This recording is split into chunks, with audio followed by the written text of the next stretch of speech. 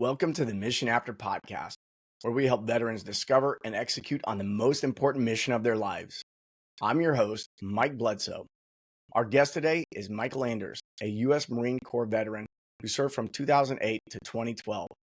Mycal is the founder of Next Level Performance Consulting and has coached 4,000 men and women since 2011.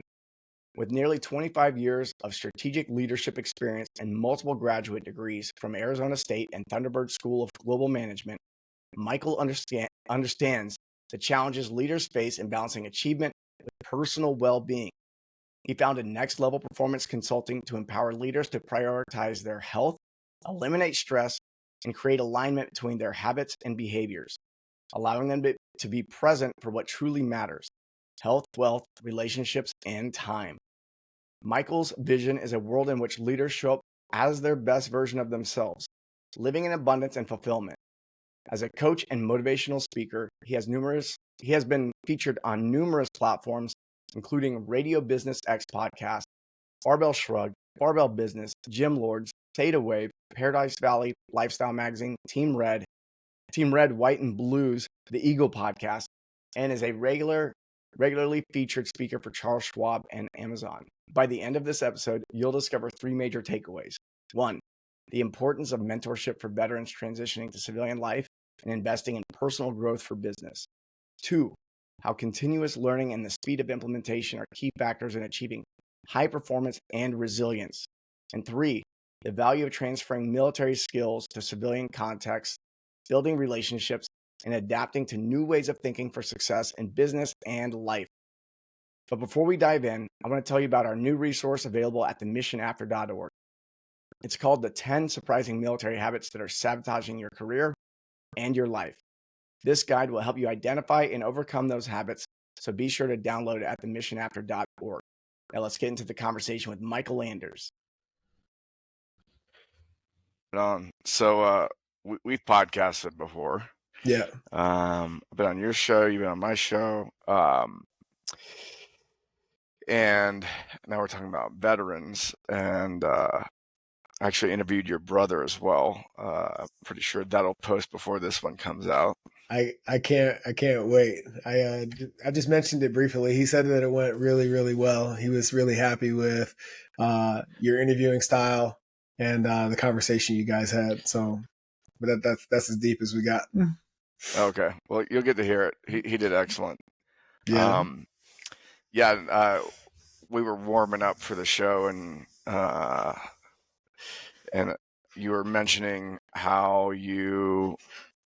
I'll let you share, but it's interesting like where you came from. I think a lot of times people get out of the military that may have like your background and then jump into. They want to get into some type of leadership development for other people. Mm-hmm. And you've been out for how long? I left active duty in 2012, so 12 years. It's been 12 years, and so, I'm curious about yourself, like the types of opportunities you're experiencing now. Yeah. And the types of opportunities you were pursuing previously, and how all that went. Yeah. So, oh man, it's been an interesting journey the last 12 years. I knew for sure that I was going to get out and open a gym.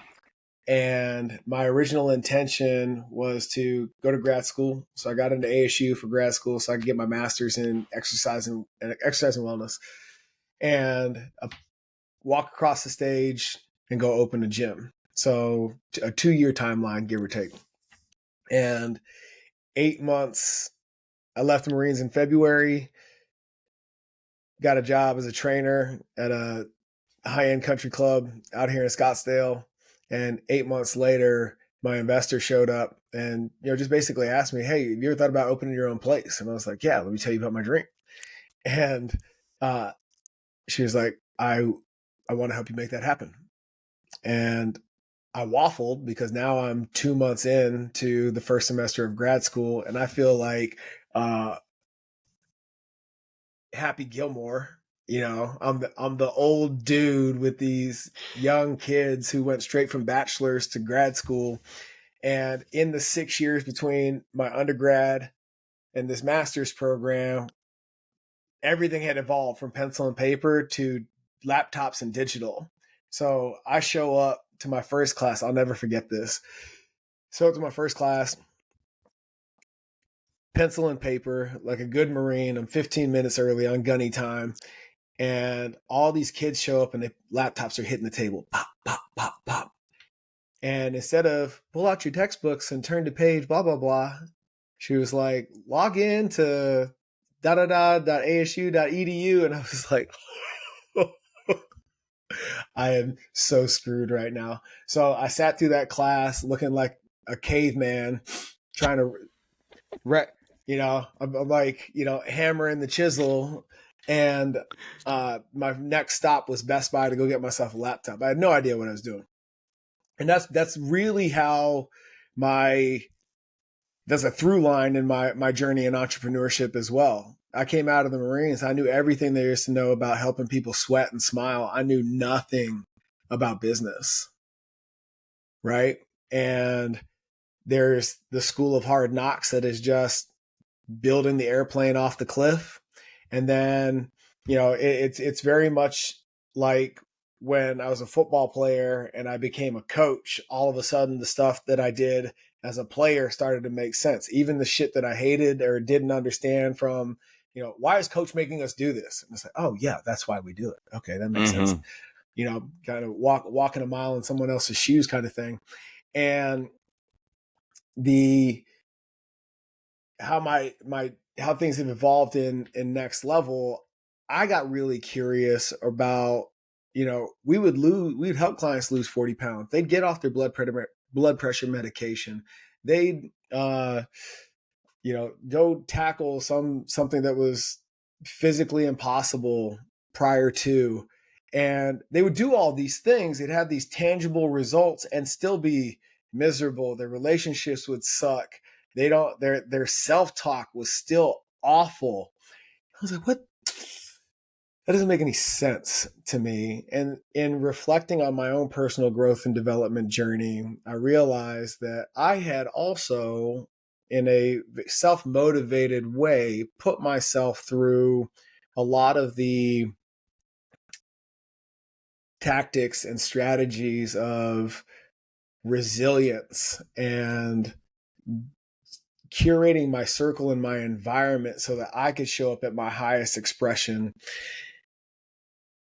But I had been doing it for me. I hadn't become a student of the game in the same way that I was an athlete turned coach, Marine turned leader, trainer turned business owner.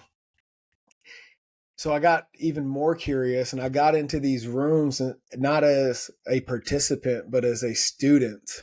And what do I need to learn? How does Mycal need to evolve to be able to facilitate this result in others? And that became what we do now with Next Level for our clients. And what that's what's that turning into now? I had a lunch with my professor who recruited me into business school just to catch up. And it turned into a preliminary interview because I'm sharing with him this evolution of, no, it's not just your physical fitness that is a symptom of something else, and good or bad, by the way. Mm-hmm. And what we do now in leadership and character development, he was like, can you teach that? That is something that is missing in the business curriculum, that in the way that we do it, from your physical preparedness, which clears your emotional being, which gives you the mental clarity to show up as your highest expression, your spiritual self, if you will. And he was like, nobody's teaching it that way. And how that applies to being an effective leader, I think you'd bring a lot of value to the table. So right now I'm in the middle of constructing a curriculum around that. Yeah, I remember, this makes me think about, that's awesome, by the way. Thank you. That's you've come so far in that, getting out of the Marines in 2012, and then you're like, well, I'm just going to be a personal trainer. I don't know what to do next. I might as well go to school. Got to learn something there. And for anyone who's been out and gone to school, you quickly realize that whatever you went to school for may give you like 5% of a head start ahead of someone who didn't go to school. Because like most of what it is learned through experience. And it reminds me of I think it was around 2009. I remember I'd been in business. I had my CrossFit gym. I had opened it in 2007. And I remember looking at my business partner, Doug, at the time, and I was like, dude, business would be so cool if it weren't for the people. And for those of you who haven't done this dance yet, that's an extremely profound statement.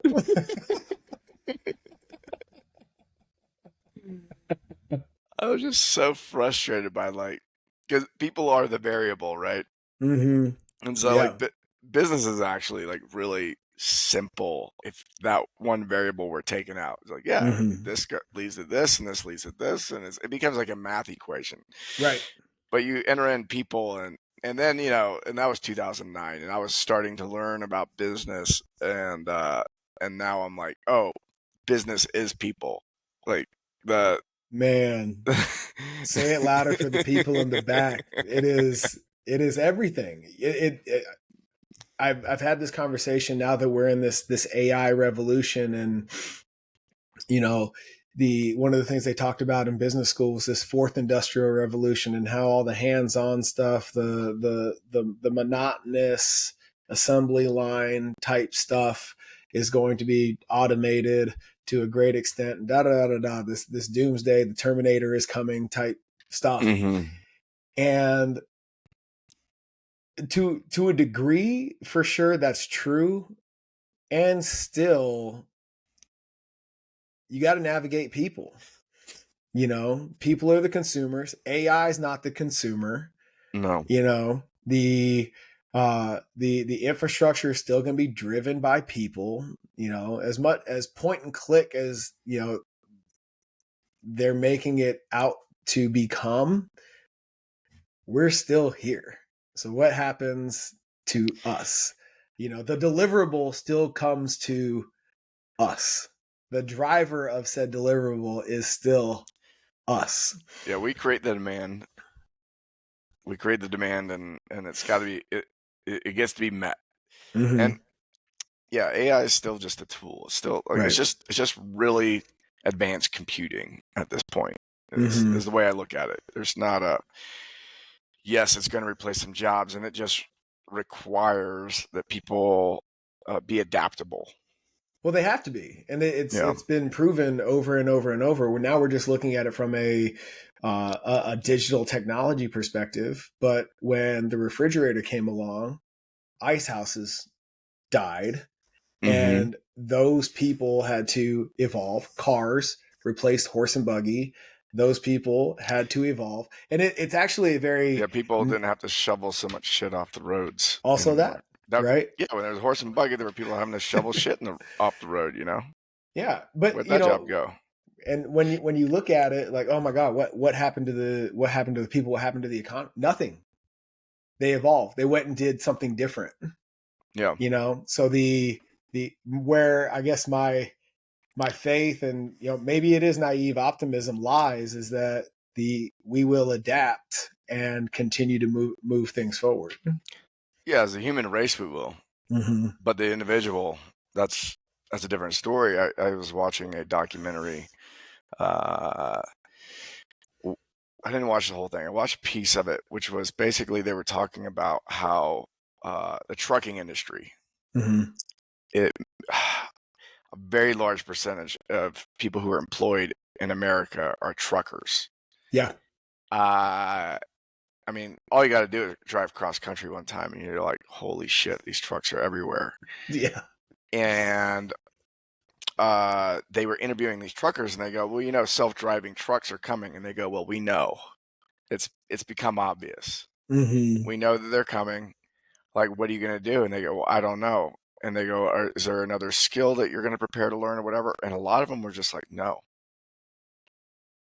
They're just hanging. They just weren't they're just not interested in learning something new. And so it was just a very interesting mentality to witness and go, oh, interesting. Yeah. You just want to drive trucks. You actually don't want to learn anything new. And so, yes, humanity will be good. And I think we each got to check on ourselves and go, am I willing to learn new skills and adapt as this world is changing so quickly? I think that's so interesting because you and I are, and the circles that we run in, we're surrounded by forever learners. Mm-hmm. You know, the idea of learning something new to move an idea forward or progress in business or I mean, move the mission, right? Is not a wild idea. It's necessary, you know? Yeah. I've been through some lulls where I go, man, I really would prefer just not learn anything new right now, and I want a break. But then I get bored and I go, okay, time to learn something new, or necessity occurs, and the business demands it. It goes, wow, the revenue keeps going down month over month. Okay, you should probably do something about that. Yeah, the old tricks aren't working anymore. Mm-hmm. Yeah, I have I have certain triggers that can help me manage that flow. When I find myself in this chronic state of learning, and I catch myself not doing anything with the information, it's like, okay, time to put the books down and just go do for a while. Mm-hmm.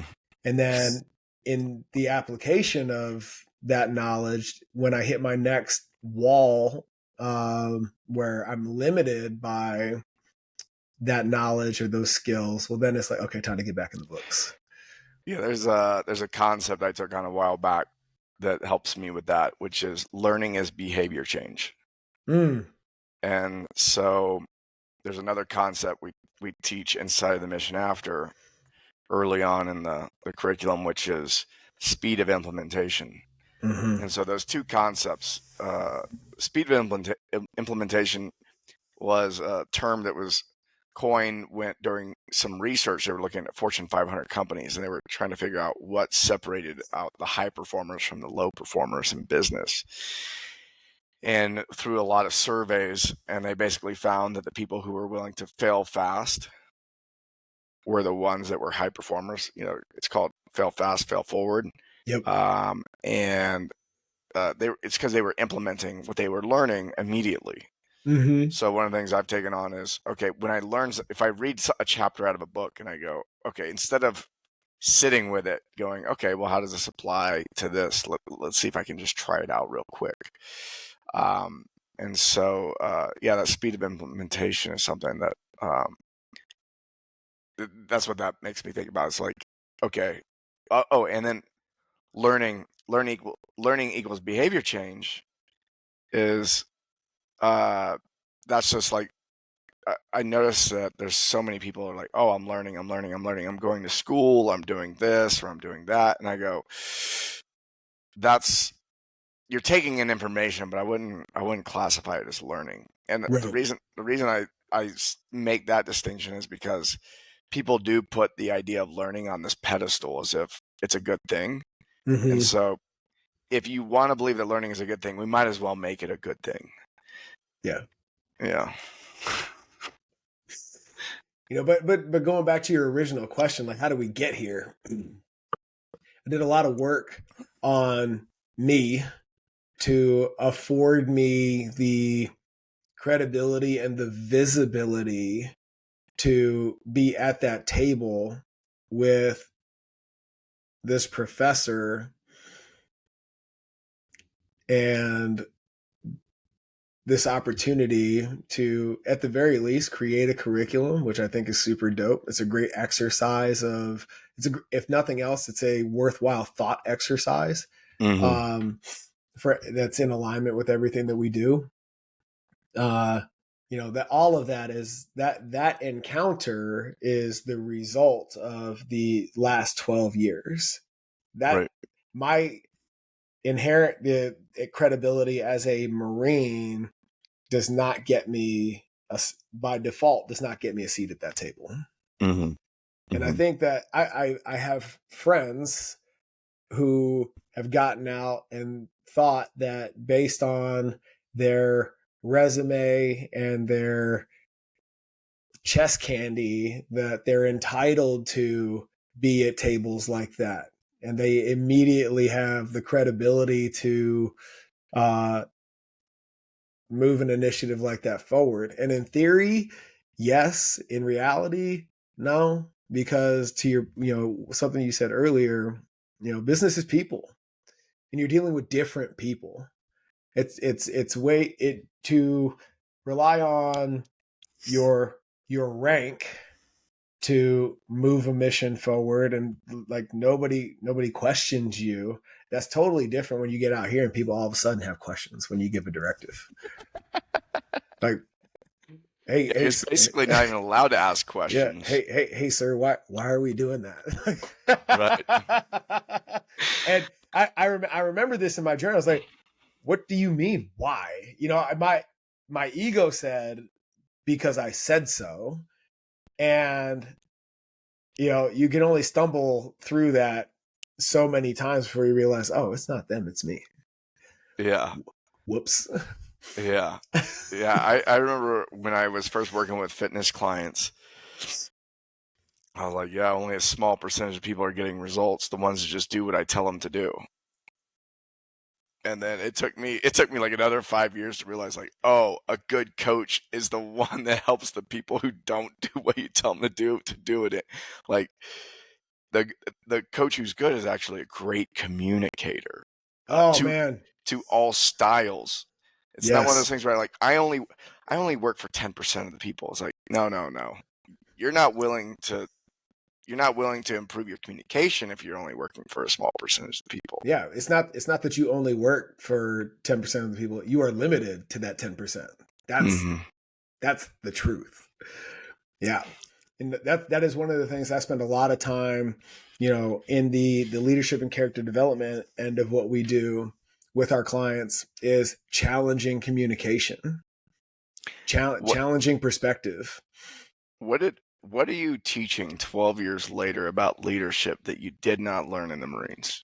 That I didn't learn? Oh man, wow, that's a big question. Because I think there's this idea that leadership is a thing in the military, right? Which it is. Mm-hmm. There's some things. There's some leadership qualities that you have the opportunity to adopt into your world. Mm-hmm. That's going to set you aside to be effective in ways that someone who's never been in the military is going to set you up in some ways. It's also going to help hold you back in a lot of ways. There are things that you learn that you need to unlearn. Mm-hmm. And I'm curious, now that you're teaching it, like you didn't start teaching leadership as soon as you got out of the Marines, right? No. Mm-mm. So you had to learn some more things about leadership before you could teach it. Yeah. What there's probably the look on your face tells me there's a lot, but there's a lot. I mean, there was a lot from just my own personal unlearning and relearning. But from a global perspective, in terms of what I'm teaching, is meeting people where they're at. That has been and communicating from a place of desired understanding. Because until you bridge that gap, it doesn't matter what I say. You're not going to. The message communicated is not the message received, which makes me a bad communicator. And from where I sit, what's helped the most is asking more questions. And that can potentially create a lot of friction, because in the asking of questions, you're also requesting of someone else to go internal a little bit so that we understand why we're not hearing each other. Mm-hmm. So there's this give and take of introspection that's happening in real time, that if you've done your job in the creation of rapport, the person you're speaking with will, uncomfortable as it may be willing to engage in that dialogue to create that understanding, and then you can move something forward.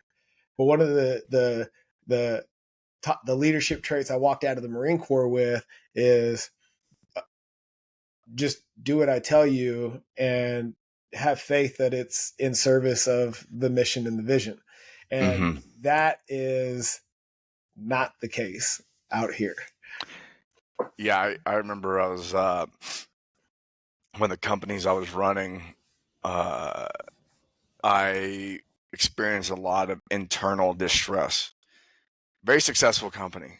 I was experiencing a lot of internal distress because we were doing some new things, and it was so clear to me that we should be doing these things.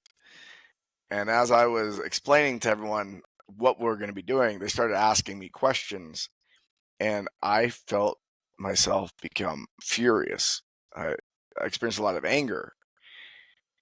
And the story that I was telling myself is they don't trust me because they don't just do whatever I tell them to do. I was like, look, I got us to where we are. Everyone's making a lot of money. We're having a great time because you did what I said to do. That was part of my story. And so we got here because you followed me, which is accurate. There's some other factors too, but it was accurate. And I started presenting some new things that were challenging, and then people started asking a lot of questions. I found myself getting angry because I didn't feel like they trusted me. And I went to my leadership coach at the time, and he's like, yeah, there's an opportunity for you to explain it better. You haven't explained it well enough. And I go, and then I go, okay, this is on me. It's on me I'm responsible for communicating more effectively. And it was painful. Yeah. It was a really painful process because I realized that I actually hadn't thought it all the way through. Yeah. Yep. And the fact they were questioning was actually it was like the organization is an organism, and there is a large part of the organism that was going, I don't feel safe here.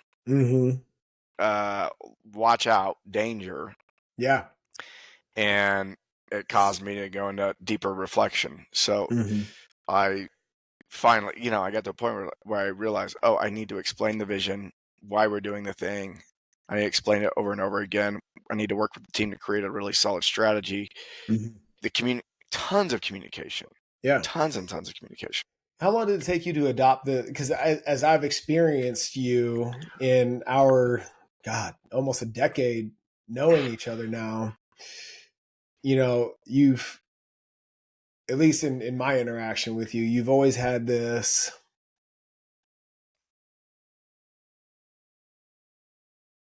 aura about you, this acceptance that the best idea wins. I've always experienced you to be humble that way. And that is something that I've known for quite some time, but also putting into that practice requires a shit ton of humility, because what I'm hearing in that interaction where you're initially experiencing anger and that requires you to take ownership and communicate better, is where you succeeded is creating a culture of honest conflict as opposed to dishonest harmony. I've also heard it called presenteeism. Like, I'm just here. I don't care about rocking the boat. Whatever you say, Mike, that's great. We'll just, sounds good. Tell me what to do, as opposed to help me understand why we're doing it this way, so that, and if you trust your people, coming back to people again, you can bypass your ego faster, not that it doesn't still exist, and trust that they're not challenging you. The intent is, I want to do the most effective job possible, but these are the gaps in information that I need filled to do that. Yeah. It's been that's an interesting thing. You got me thinking about it, is this journey, because when I first got out, my way was the best way, and I wasn't going to do anything else. And then I actually saw how much that hurt me, and I actually flip-flopped from being a control freak of my way or no way to being witnessing myself be wrong, and then crossing to the other side of the spectrum of you know what, I don't know if my way, I have an idea, what do you guys think? And I actually went too far to the other side of the spectrum, and that there was I became kind of too soft with it, and there was also a sense of entitlement from the people on my team that didn't have as much skin in the game as I had. Right. And I felt this obligation that, this was as much of theirs as it is mine, even though my liability was higher. Mm-hmm. And I think this is kind of some of probably that doesn't get picked up in the military either. It's just like that you have to learn, if you're a business owner, like what's your liability, and are you being rewarded for that liability? Well, that's so interesting that you say. I've actually never thought about it from this perspective, in terms of the challenge of going from the military to into the civilian world, let alone business for yourself. In the military, we have the same skin in the game, from the standpoint that whether you're washing toilets or you're coordinating fires in country, every decision is predicated on life or death. Right. That dynamic, there's a hierarchy of liability now out here, right, where whether it's who wrote the biggest check, who's got the biggest job, whatever, there's layers to that statement, but that dynamic doesn't exist in the military. And we, much to our own chagrin, and guilty as charged, try to carry that forward out into the civilian sector. I've never thought about it that way, and wow, if we can bring that to each other's consciousness, holy shit, that's such a game changer. Because then we can just accept the fact that it's not the people. It doesn't make them bad or any less effective or any less committed. The context has shifted. So, yeah. Yeah, so I was treating it that way. I'm like, oh yeah, we're all equals on this team. So I went to the other side of the spectrum of control freak, my way or no way, to we're all equals. I implemented a meeting system where everyone gets to be heard, and I became very soft. I tend to go to the extreme on things, which I think is a gift for people who are teachers or who are coaches. Because if you go to the extreme, then you can work with people who are anywhere in between. So I became really soft, and the people I was working with became entitled. And then sometimes when it came to a decision, I made a game time decision, they would get upset with it because we didn't do what they wanted to do, even though it sounded like I was really going along with what they wanted to do. And then also there were times where I let staff who had very little skin in the game make decisions that weren't actually the best decisions, but I wanted them to feel like they were contributing. And that also that ended up biting me in the ass. And so there was this pendulum that's swinging. Yeah. Well, it's funny that you say that. I'm curious. I'm going to ask this question and then I'm going to say something. How long did it take you to stop swinging to the extremes before you kind of got more to the middle? Oh, I have no idea. Okay. It's like you don't know that you're in an extreme until you've left the extreme. Sure. And so I definitely feel way more centered now. Mhm. I can hold both. I'm holding Yep. both. Yeah. But you're not aware of what you're not aware of. Yeah, because going back to what we're teaching in leadership that was not taught in the Marines, I tell our clients, your job is to lead, not to save. Your job is to empower, not to enable. And there's one of the traits that is just born of mission accomplishment by any means necessary is this mentality of fuck it, I'll do it myself. Mm. And we don't allow, because we don't have the grace in ourselves, our people to go out and innovate by virtue of running out of ways to mess things up. Mm-hmm. And that can be costly, done willy-nilly. But at the same time, if you have people that are capable and competent in the right seats doing the right stuff, odds are it's going to be a successful outcome. But as soon as that needle isn't moving as fast as you want it to, or they're coming to you with too many questions that spike your anger, like a previous version of Mike, then it's like, you know what? I'm just going to remove that responsibility from you completely, and I'm going to add more to my plate of stuff that doesn't move us forward at all. Mm-hmm. And I can pound my chest because I did it, we got it, and say we got it done, when all I did was rob you of an opportunity to grow. Yeah. And now I've actually, in leaning into that behavior over time, if not immediately, you're compromising the integrity of the organization. Yeah. Yeah. Can you walk us through, so 2012 you get out. Yeah. Personal trainer, open a gym. Yep. Yeah. Walk us through some of that, because I think it's good for people to know, because a lot of people, this happens with people who get out of college too. Like, you get out of college, I got a degree, and they're like, I'm supposed to start at 6 figures. It's like, yeah, that probably ain't gonna happen. If that's what you want to do, don't start a business. Yeah. Yeah. Well, even that's not realistic. People get these marketing.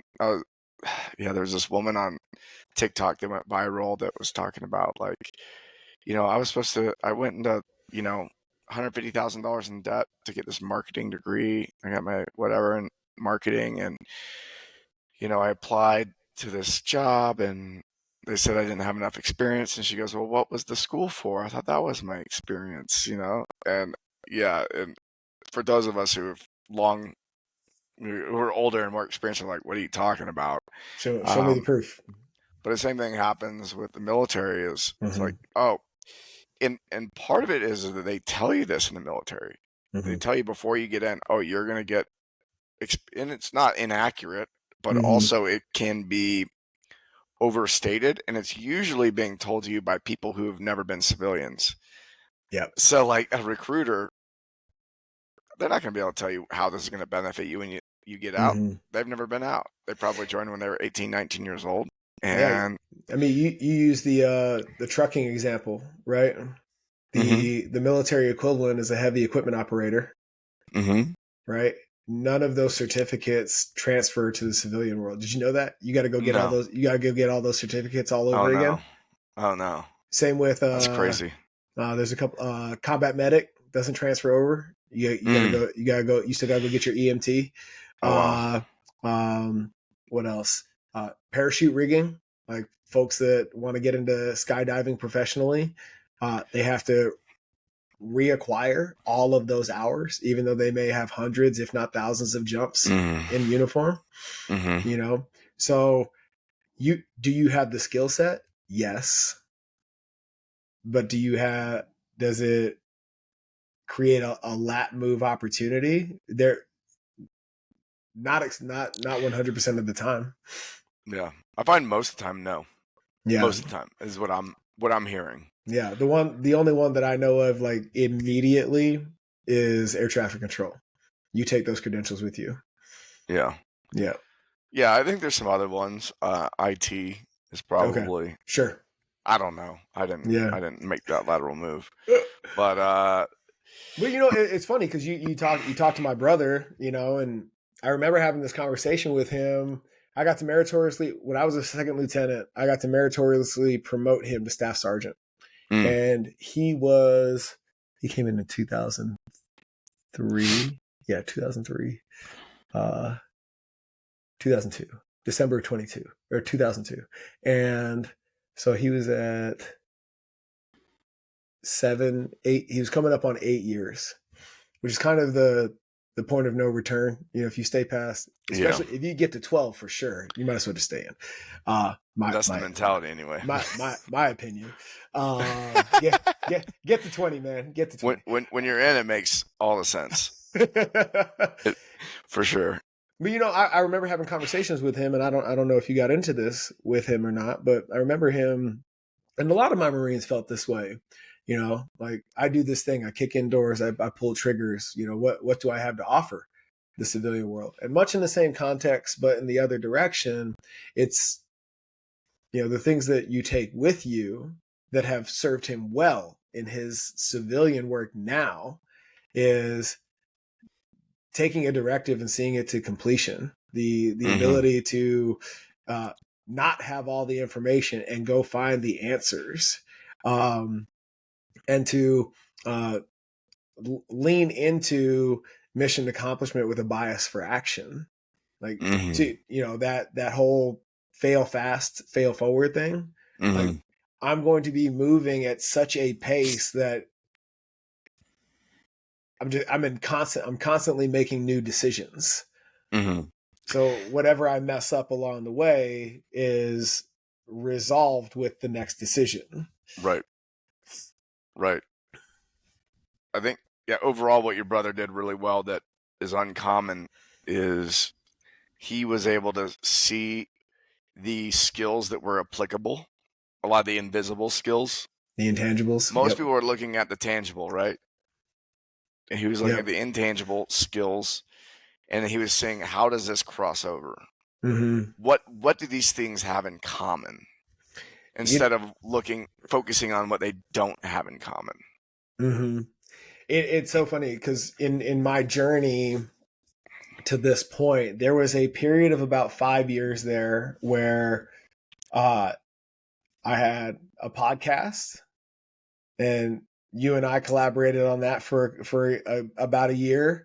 I wrote a best-selling book. I had launched our leaders forum, and I had the gym. And from the outside looking in, it's like none of that shit has anything to do with each other. And if I'm being completely honest in that moment, as far as my energy was concerned, they were all competing with each other. They were not working together at all. But in my mind, I knew that somehow, some way, even though going back to, hey, here's my plan. Oh, Mycal, make that make sense. And the inability to articulate it, extremely frustrating, especially when the inability to articulate it resides within you. Like, I can't even explain this shit to myself. And when the pandemic hit and the operation of the brick and mortar gym was at risk, and at the same time, the stress I didn't have was all those people that we had to serve. It allowed me to get far enough away from the day-to-day to figure out how these things all serve each other. That gave me an opportunity to restructure a lot of things and vertically integrate this process so that it doesn't matter whether or not you're looking for a life coach, a strength coach, or you need to just sit still and heal. All of these things work together, and there's a very natural ascension to it because now we're going to solve your priority pain point, and in doing so, we're going to leverage all these other tools in a really, really unique service offering that allows us to play the long game with our clients. We're not just serving something acute over and over and over again. Yeah, have you read Mastery by Robert Greene? No. Mm-mm. Yeah, that's it's a book that I always recommend people who are young or they're at a point where they're like, wow, I've accumulated some skills, but I don't. They either are like they feel like they should stick with the skills they already have, and they're afraid to go accumulate some new skills and start over, or they have this desire to start over, but they feel like they're being silly by starting over and this and that. And in that book, Mastery, he talks about, it takes 7 to 10 years to obtain mastery over something, right? And about 10, that's about 10,000 hours. Yeah. The 10,000 hours we've heard about. And there's, by the way, you and I both know there's ways to accelerate that. It doesn't have to take that long. It really depends. There's some variables that can be tweaked. And he talks about the people who have become really successful and made a difference in the world and all that. They did it in their late 40s and 50s and sometimes 60s. And the reason is because he has story after story after story of people who accumulated skill, who had mastered 3 different skill sets. There's something about 3. 3 different skill sets that seem like they wouldn't contribute to each other at all. And then they overlap, and then they create a new invention for humanity, or create a new industry, or it's not like it's something small. And what he's talking about, but not that we're all supposed to be, new inventors or anything like that, but it gave me a lot of grace with myself. And I go, oh, I read that book when I had mastered 2 things, and I was gaining interest into something new. And it really took the pressure off of me that I was putting on myself of going, wow, when you mastered this thing, you were at the top, like you were crushing it. And then you left it and you started all over again. And then you were mastering that and you were at the top. And then you walked away again. I remember I had walked away from 2 things where I was like one of the best. And then I go, well, I'm going to start over again. And there was a point where I was like, is this a self-sabotaging pattern? Ooh. Is this like, what is this that is causing this? And so there was a lot of reflection on it and this and that. And now I know that I can see, I go, oh, this is where this skill set and this skill set and this skill set, they all go together. And I go, holy shit, okay, there it is. I'm 42, and then I probably have another 7 to 10 years to master the integration of these 3 things. And so, isn't that crazy? Yeah. So it sounds like you had the same experience of, I was out here grinding on this thing, and in my heart, I knew that I wanted to pursue it, but I couldn't even make sense with my mind of it. Right. Well, it's interesting because, I knew very soon after opening the gym that was that wasn't the end.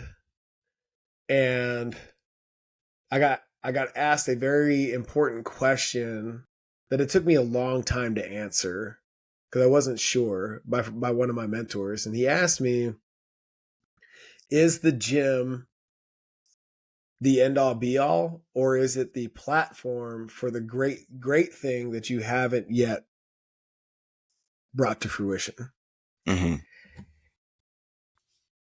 And the podcast, the book, the Leaders Forum, none of that stuff existed yet. And I was like, fuck. That's a scary question to answer. It was for me at the time, because if I say it's the platform, well, then it's like, damn, I got a long way to go. And if I say it's the end all be all, it's like, damn, I peaked too early. Because I'm really good at that thing. you know? And, you know, when I sat and got honest with myself, I'm like, you know what? It's the platform. Because I had to come back to one of my original intentions. And that was, you know, this flaw that I saw in the fitness industry. That was one of the premises of going brick and mortar in the first place was the average career in fitness of any sort is 7 months. To make money in the gym, the average career is 7 months. And I've been doing it, taking money for my services for almost 25 years. And I'm like, what is the difference? Why are there not more of us? Right? And I realized that in any of my fitness experiences in a professional capacity, the thing that was lacking was mentorship.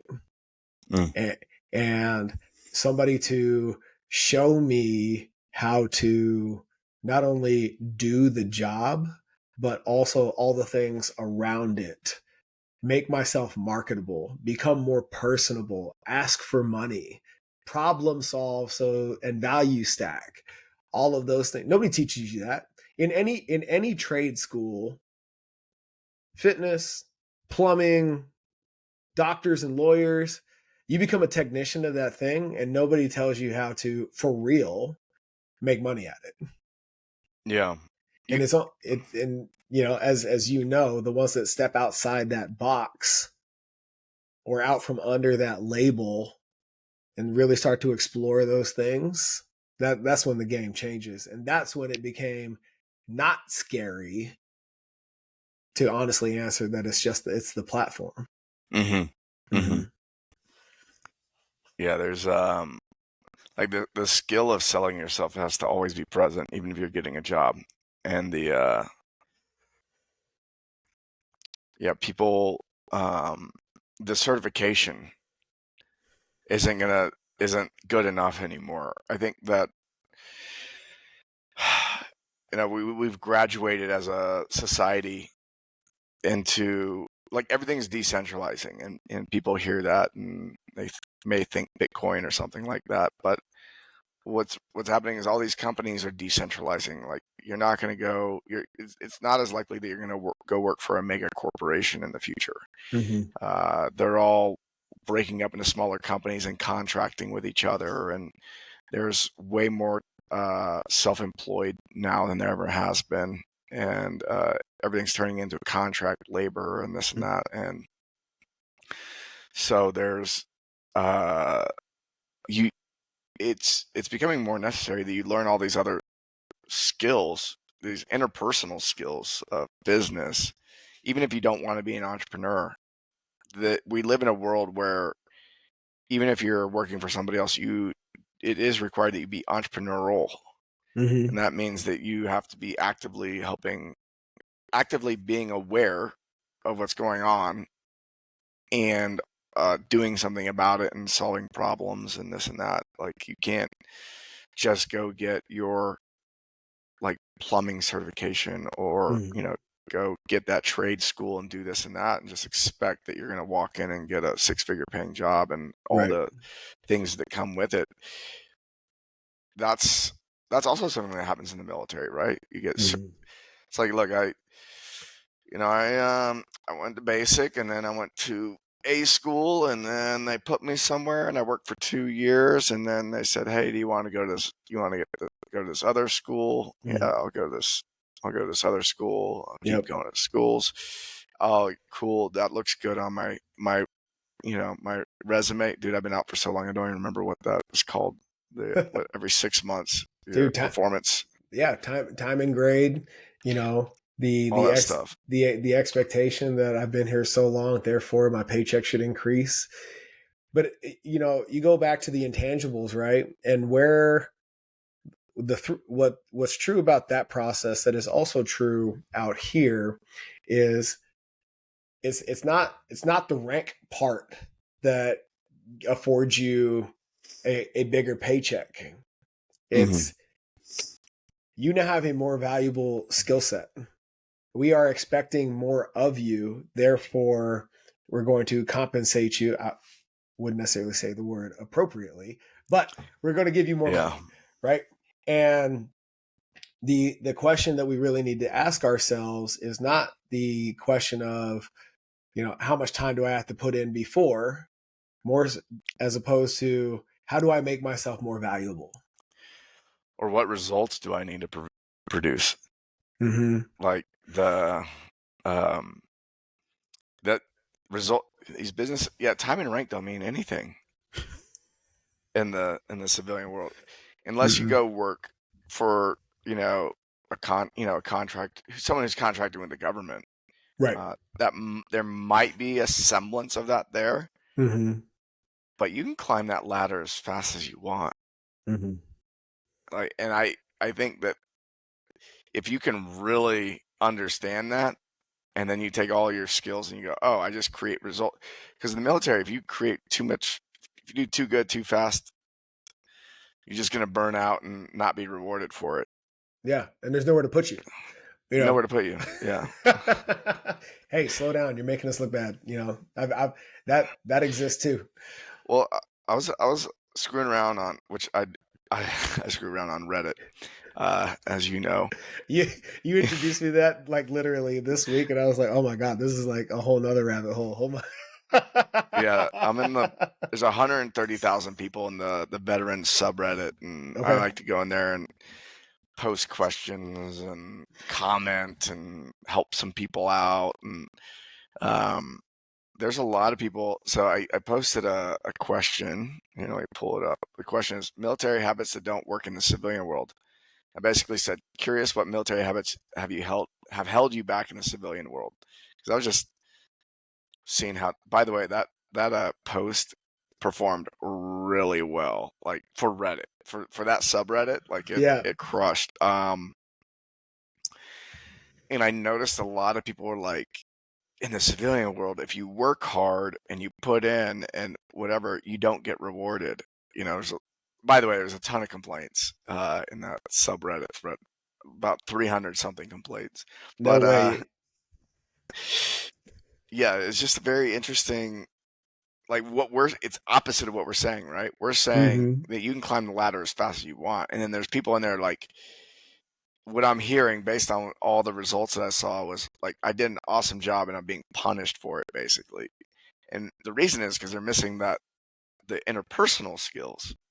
They're treating everyone like it's like I'm doing a better job than everybody else and I'm treating them like idiots. Like, that's not going to work. That was a big one, going back to communication. You can't knife hand and motherfuck your way to the top, out here. Yeah. There's so many knife hands in the comments. There's that's not acceptable professional behavior out here. Okay. I gave a presentation in grad school, crushed it. And when we opened it up for Q&A, this kid asked me a question, and I was like, I don't remember the question, but I remember my answer. I was like, oh, don't worry about that shit. That's not how it goes out in the real world. And my professor pulls me aside afterwards, after he dismisses the class, and he's like, you had 100% until you got to the question and answer. You cannot say shit in a professional setting. Completely discounting the fact that I am like not even a year removed from the Marine Corps. Oh man. But I was like, I've heard colonels drop F-bombs in mission briefs. Like, yes, you. I didn't have the stones in the moment, but I was like, in my back of my mind, I was like, I would like to challenge that with this particular example. Right. So I went from an A+ to a B+ on a 4-letter shit. word. Yeah. Oh shit. Yeah, I've definitely dialed my F-bombs back. Although I did speak at a yoga retreat a few weeks ago, and I F-bombed the hell out of them. But F-bombs at the yoga retreat. That's outstanding. That's an attention grabber because you would not expect that. I didn't F-bomb the hell out of them.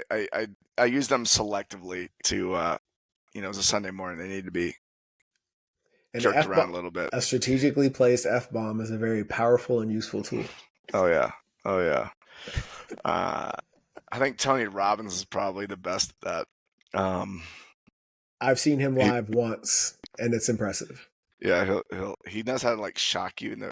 He's a master. Whatever you think about whatever he's teaching, he's a master of stage presence. And well, going back to that learning that needed to occur when I decided we were going to make the Leaders Forum part of Next Level, and I remember sitting in that audience with Tony Robbins specifically, not really listening to anything he was saying particularly, but just watching the way he moved the crowd. Like, how are you saying these things? When you say a thing, how is the room responding? And that is one thing that I notice we don't do as veterans very well, is just put ourselves in that position of student. We come out with this arrogance as if, our work ethic and get the job doneness is going to save the day and pull us through. And the submission to not knowing everything and being willing to just sit in that room humble has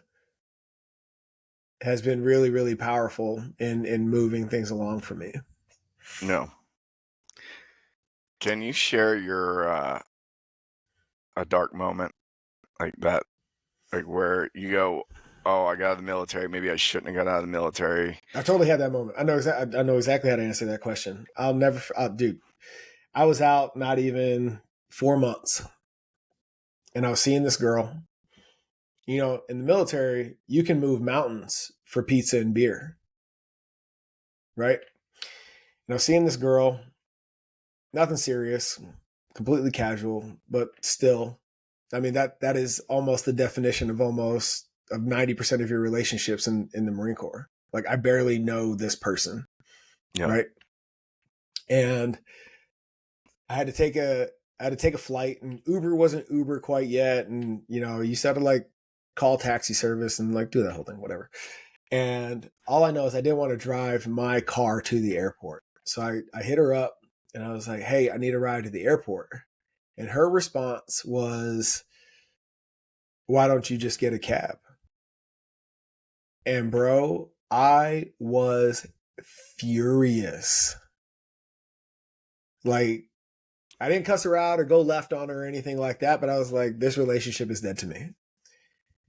And in that moment, I called the prior service recruiter. I'm on the way to the airport. Like, I got the cab and I'm on the way to the airport. I called the prior service recruiter and I was like, hey, what jobs do you have available for a unit here in Arizona? Yeah, dude, that was it. I was like, fuck these people. I don't, civilian life is obviously not for me. I should have stayed in. If this is the way it's going to go, if this is what relationships look like, I'm not interested. And dude, I took that trip. I don't even remember where the hell I was going, but I came back and I was like, I'm obviously not ready for this. And it took me, I did 3 years in the reserves before I was finally like over it. I realized, had done the work on me to realize that's not her issue. That's my issue. Yeah. I remember that like it was yesterday. I've done a lot of things. I've been screwed over for a lot of money. I've been sued, all of that. And nothing made me more pissed than that moment. It makes no sense whatsoever. But I remember just being like irate. Yeah. About it. Yeah. Yeah. That's hilarious. So why didn't you just join back in? because I already had things in motion. You know, I was already on this path, and I knew that getting back into uniform in any kind of full-time capacity was going to compromise that vision. Yeah. Yeah. I just needed something. But I came to Scottsdale. I knew one person, and you know, I didn't have a network. You know, why I just put my toe back in.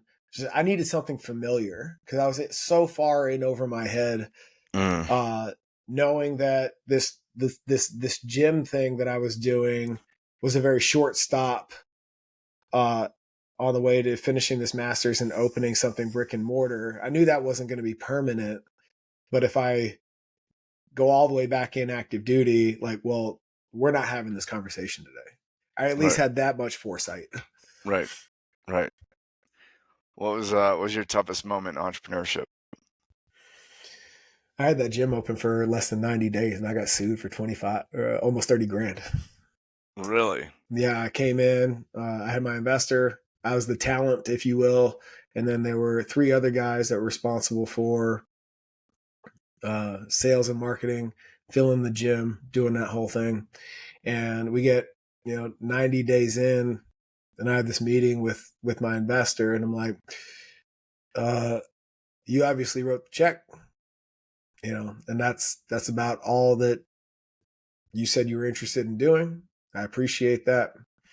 But so I'm really coming to you for an understanding, to make sure that I'm not seeing this sideways. And I don't feel like they're holding up their end. And we're not deep enough into this thing that it can't be unwound. She's like, that's fair. So, again, the naivete of the military, I'm just, hey, like, I don't want to do this dance anymore. So let's just part ways amicably. And that's the way it sounded. And then I got served. And I was like, oh no. So you've done nothing and you want 30 grand of, I just got to make that appear. And talking to my attorney, he's like, dude, big lesson in business for me. So it's going to cost you more to fight this than to settle. And I was like, okay. So that's what we did. And that was a really rude awakening as to expectation management when entering into agreement. Yeah. Nobody told me about that part. How did you recover from that? What was the self dialogue? What was going on? Self talk. What got you through that? At that point, I didn't have any other choice. Like there was, the money had been vested, the lease had been signed, so I was like, man, I can only handle so much of this, and it was such a, I look back on it now, and it wouldn't have crippled me for the rest of my life to just fold it all up and let it die. I didn't know that at the time. So with the knowledge that I had and the circumstances I was in, I was like, well, I've got 4 years and 9 months left on this lease and the equipment's already here. So I just went to work. Yeah. I settled, it all went away, and then just head down, figured it out. Yeah. Yeah. How long did it take before you got to a point where you go, wow, this was like, I'm catching my breath and I'm glad that I left the military and this seems like it's working out? Oh man. Have I had that moment? I would say a huge victory for me in terms of that mentality, and at the very least being proud of myself for what I've done was in 2019. I took 2 weeks with some buddies that I deployed with, and we did the Salcantay trek through Peru. And I came back and the gym was still rolling. Yeah. You know, I could go do this podcast thing. I could go write that book. I could go build the leaders forum. And the gym was still making money. Mm-hmm. Far from efficient, but at the very least, I had proven to myself that I had done at least enough that I could not be there and it would still be there. Mm-hmm. Mm-hmm. And that was the first time I really felt that was 2018. So 5 years in. 5 years in. Mm-hmm. Nice. Yeah. Yeah. Huh. I had to walk that back. Yeah. 5 years in. Yeah, I had been out for, let's see, I got in 2005. I don't think I really experienced, yeah, it was about 5 years. I would say about 2010, 2011. Okay. About 5 years. Mm-hmm. And things still weren't easy. No. You know, I still wasn't, No. Do not. I still wasn't making the money I wanted. Right. I think it took me, I'd say like from the time I got out of the military to where I was like, I had made enough money in a year to where I was like, oh, I feel good about the amount of work I'm putting in and what I'm being paid for that. Yeah. I think that took that was 2015 when that occurred. Okay. No, sorry, 2014. 2014 when that occurred. And so that was 9 years. 9 years after I got out. Yeah. Mm-hmm. I felt, stable and the income and I had a stable income prior to that, but it wasn't. I knew that if I had stayed in the military, I would have been taking more home. Right. Yeah. Yeah. I was like, man, if I'd been in the if I'd been stayed in the military and I would have been like an E8 by then, and I would have been like, oh shit, all right, how long is it gonna take? But I've since surpassed all that. So yeah. But it took me about 9 years to get there. How long did it take for you think you have like kind of hit that threshold? I guess there's a point where you go, okay, I'm now further along professionally than if I had stayed in. Oh man, that was damn, dude, about 9 years. I got out in 2012, and 2021 was when we had made this monumental shift and started putting everything together and started to dabble into, not just in person, but remote work as well. So 2021.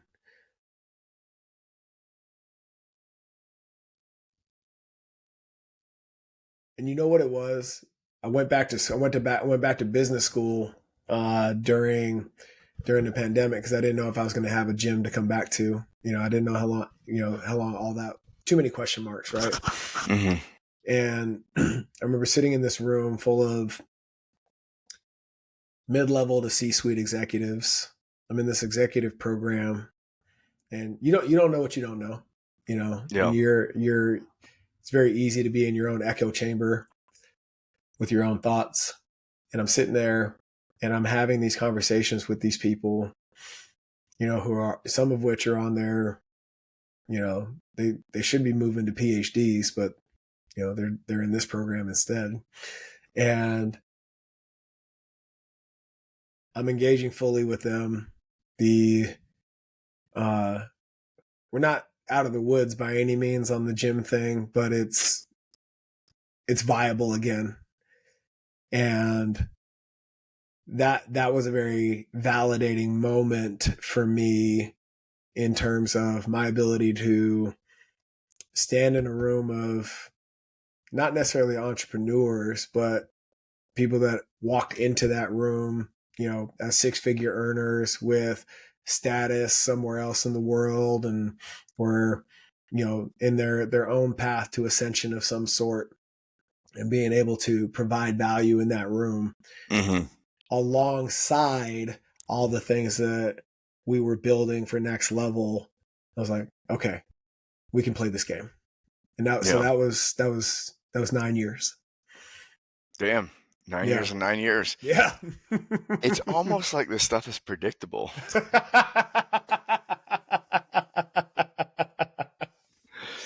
Yeah. But if you knew that, here's a question for you. If you knew it was going to take 9 years,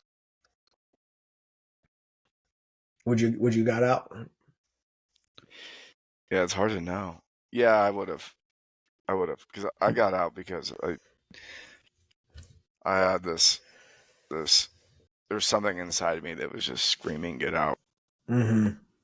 And I would say by 2013, yeah, it was like 2013. I could be glad I got out. Okay. But here's the thing: is like, it was 8 years.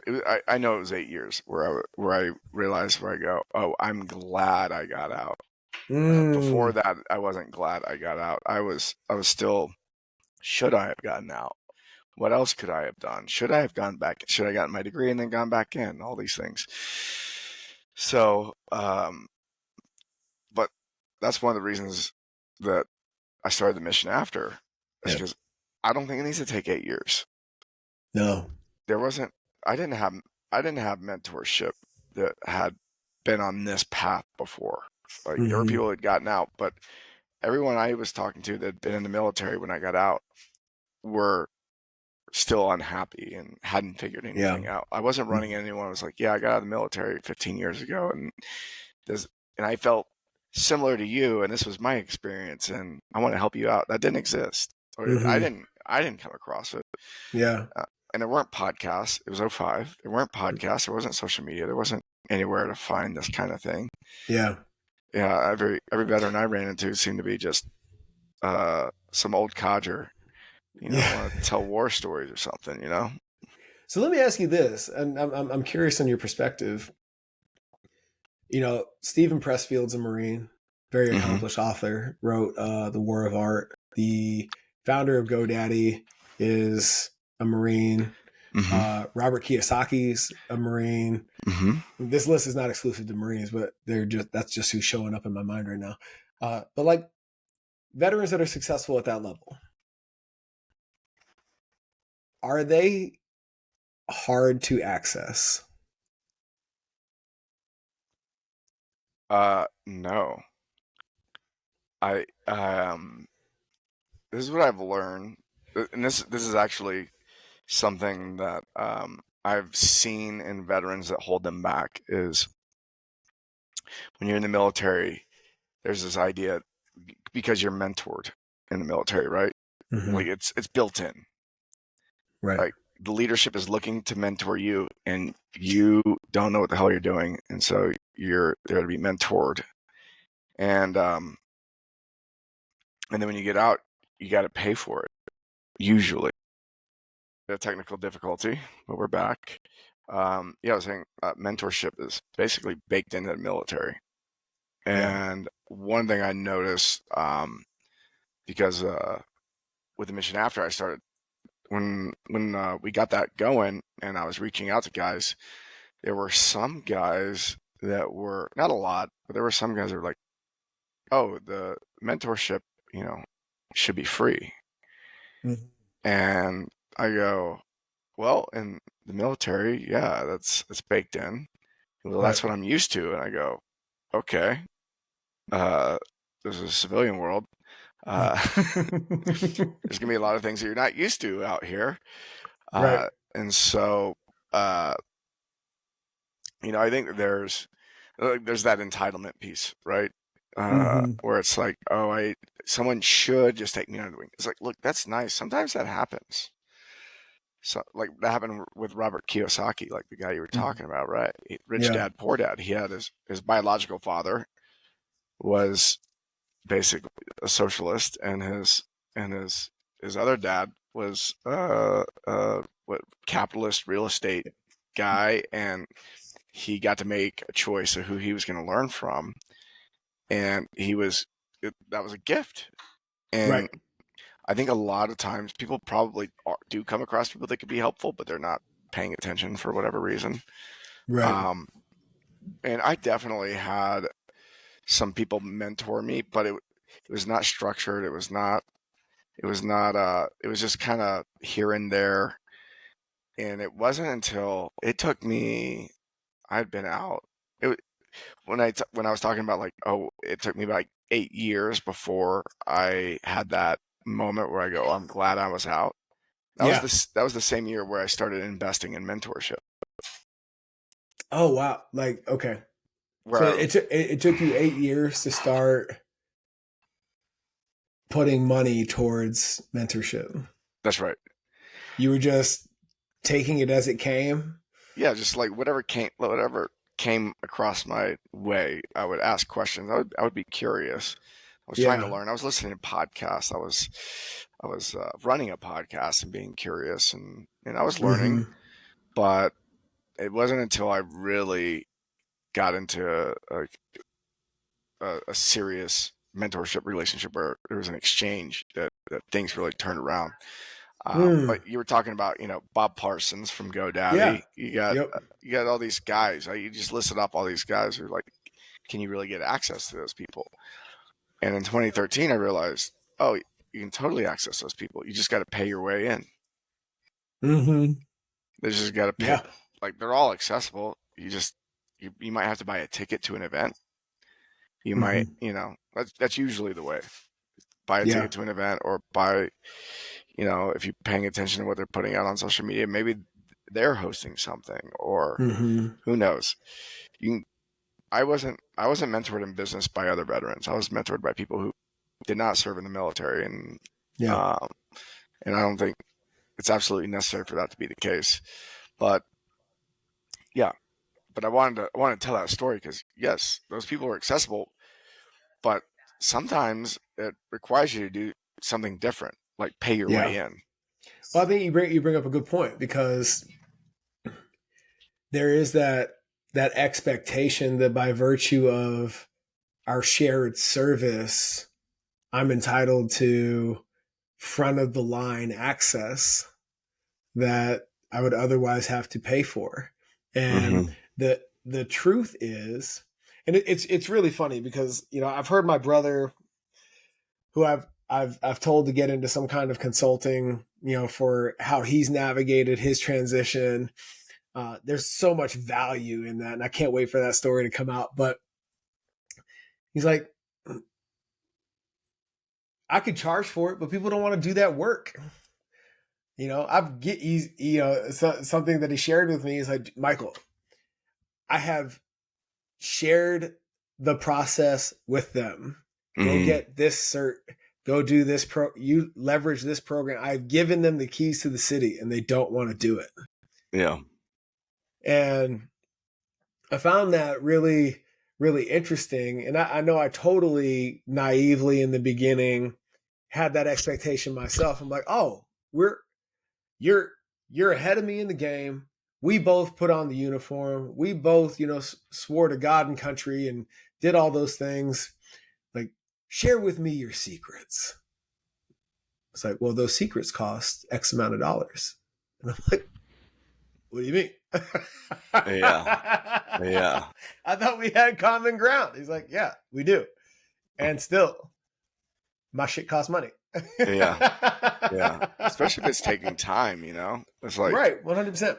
Like, well, here's the thing: is sometimes people ask me, they go, and I've been podcasting since 2012, and I've advised a lot of coaches, and they're like, I want to make it accessible for everyone. I go, I make it accessible for everyone.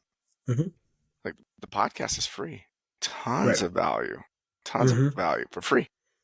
Right. Now, if you want my time, that's a different story. So, it's just another thing that, look at this habitual thought pattern that happens in the military and I think most civilians don't even, the idea of paying for mentorship is also like is a big mystery. No, that's not exclusive to us by any means. No. But once you like for me, like once I started investing in it, it just seems silly not to. It's like, oh, the ROI is incredibly clear once you do it. Before you do it, it can seem really, you go, I don't understand the ROI, or I feel like that someone's trying to convince me of something. If, I was like, are they for real and this and that? And it's like, well, you really just got to try it out for yourself and see. That's really the only way to really know, is to put yourself out there and try it out. But that's a big one. Yeah, it's so interesting, because the other way in is to get yourself, by virtue of your inherent value proposition, make yourself valuable enough that you are supposed to be in that room with these people. Long before I came and spoke at the Strong Coach, I paid to go to the Shrug Summit, the Barbell Summit. Yeah.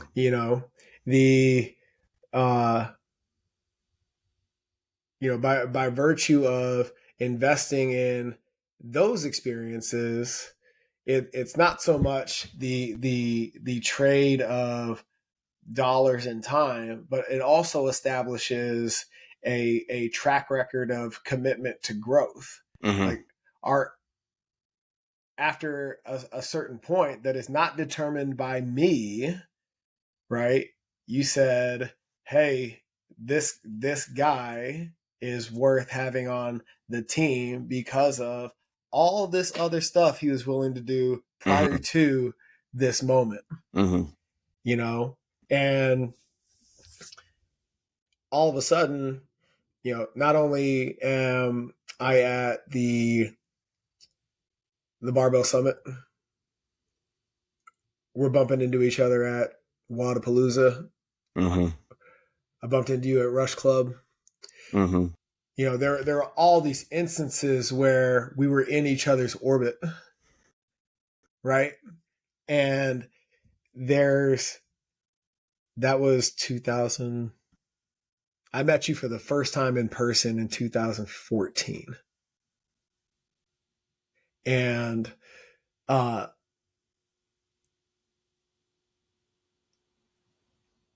people don't have the patience for relationship building. They think that it's supposed to happen.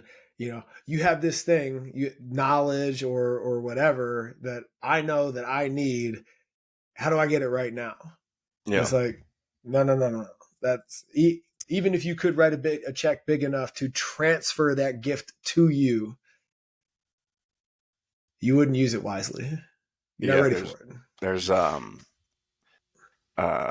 had this conversation so many times. It's like, I will coach and mentor somebody. I would much rather coach and mentor somebody for free than for $10,000 if they're really demonstrating that they want to grow and they're really laying it on the line. If you pay me 10 grand for a day of coaching, and which I have charged that before, and you show up and you don't want to do anything, I don't even want that money. Like, right. I just get it away from, get the whole situation away from me, which can sound crazy to people, but it's there's a lot more to it, and so I think a lot of times it requires both. Like, what are you willing to do? What are you willing to give up? Because you got to give something up to grow, right? And sometimes paying to be in a room is the way it is. I don't want to make it all about that, but there's a certain level of person. That's just the way it is. Yeah. I mean, talking about giving things up, you have to give up your station to move to the next one. We don't get to do what we're doing at next level, at the level that we're doing it, if I'm still on the floor coaching all those classes. Right. If I'm hoarding all these clients and not helping feed and empower my team, then it doesn't grow. And that was really painful for me in coming to grips with that realization. if I keep demonstrating mastery in this lane, I am now inhibiting the vision of where we actually want to go. Yeah. And that stings really bad. Yeah. It's like, oh, I'm in the way. Mm-hmm. Mm-hmm. Oh, I can't, and in my case, nor do I want to do it all by myself. Yeah. Yeah. It's going to take a team, And here's what's really interesting. When you start attracting people who are better than you at that thing that you had mastery in, that's scary. It's 100% the move, and still the ego death that needs to take place to embrace it is daunting. Yeah. Yeah. I think we'll leave it with that. Is there anything else you want to leave the crowd before we go? Oh man, I am really honored and grateful for this experience at the Mission After. I am I cannot overstate the importance of what we're doing and the charge that you're leading, brother. And I want to take a moment for everybody listening to celebrate you in taking this on and realizing the gap that exists in that transition. And to your point, it doesn't have to take 8 years. It doesn't have to take 9 years. And really going through the investigative process of putting something together that really shortens that timeline and creates the awareness that we all needed at one point, and those that are in that transition need right here, right now, to show up in the world without all that attachment and able to move forward both positively and productively. So, dude, I'm honored to join you in the Mission After. I truly believe in what we're building. I'm excited to do it. And if Next Level is an extension of that, you can find me on all things Instagram at Coach Durs, Next Level _PHX. And we can start the conversation there. But yeah, man, I'm proud to do it. I'm grateful for you, the Mission After, and everything that's going to be born of it. Yeah, appreciate that. You guys, anything else you want to let the audience know about what you're doing? What's currently on your plate? You've mentioned some things. I don't think they know exactly what it is. So I tell people, when you're building your empire, I'm the one that you call to make sure that you don't leave yourself behind in the process. So if when you're ready to entertain that dialogue, you now have 2 resources. So reach out. Let's figure it out.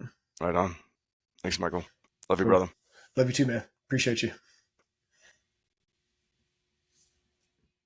Thank you for tuning into this episode of The Mission After. Before we wrap up, I want to remind you about our free resource, the 10 surprising military habits that are sabotaging your career and your life. This guide is packed with valuable insights to help you overcome common challenges faced by veterans transitioning to civilian life. Don't miss out on this opportunity to take control of your career and life. Head over to themissionafter.org to download your copy now. It's completely free and could be the game changer you're looking for. If you enjoyed today's episode, make sure to subscribe, leave a review, and share it with your fellow veterans and friends. Your support helps us reach more people and make a bigger impact. Until next time, stay curious, stay intentional, and remember, your mission after service is just beginning.